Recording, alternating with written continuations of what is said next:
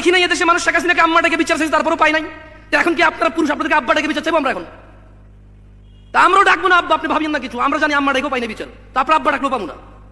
আমরা আব্বা ডাকবো না। রাষ্ট্রে মানে আমাদের রাষ্ট্রে যারা আমাদের উপরে আছে দায়িত্ববান, আমি বলবো আপনি একটু লজ্জা করিয়েন, একটু শরম পাইয়েন। কেন একটা হত্যা হয়েছিল তো আপনার কাজ, আপনি এটা বিচার করবেন না? আপনার কাছে যাইতে হয় কেন, চাইতে হয় কেন, রাস্তায় নামতে হয় কেন? মানে কেমন হয়েছে বিষয়টা আমি আপনাকে বলি। বিষয়টা হচ্ছে এরকম যে ফিলিস্তিন আর ইসরায়েলের মতো হয়ে গেছে আমাদের অবস্থা।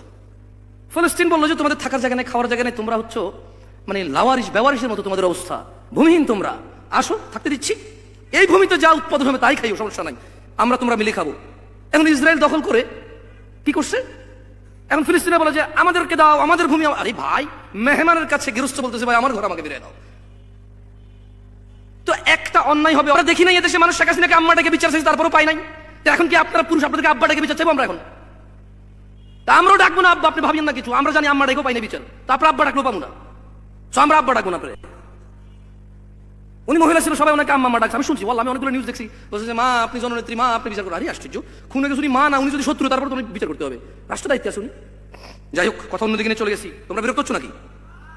বিরক্ত হয়েও না, তোমাদের ছোট ভাই বোনদেরকে বুঝাও, ওরা সঠিক পথে আছে, তবে ভুল জায়গায় যাচ্ছে। আরে ফকিরের কাছে যদি বলি 1 কোটি টাকা দিবি নাহলে যেতে পারবি না, ওই করবে যে তুই কিডনি বেস, কি আছে সব বেচালা ভাই, ব্ল্যাক মার্কেটে প্রাইস পাবি না রে ভাই, কিডনি দুটো 2 করে 4 লাখ পাবি, তুই আমার রক্ত মাংস যা আছে সব বেচে তুই পাবি না।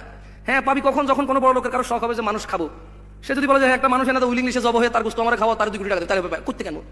ফকিরের কাছে কোটি টাকা দাবি আর রাস্তাঘাটে মানুষকে জ্যাম করে মানুষের কাছে বলবে যে বিচার আছে। আরে ও কি বিচার করবে? ও কি পুলিশ না, আর্মি না, র্যাব না, সরকার? কার কাছে যাচ্ছ তুমি বিচার?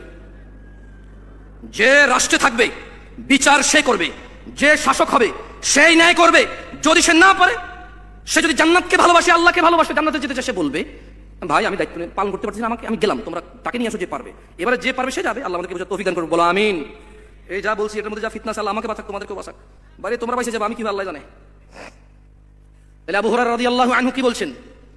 জান্নাতে যাবে প্রত্যেক কোন মনের মানুষ? কোন মনের? নরম মনের মানুষ।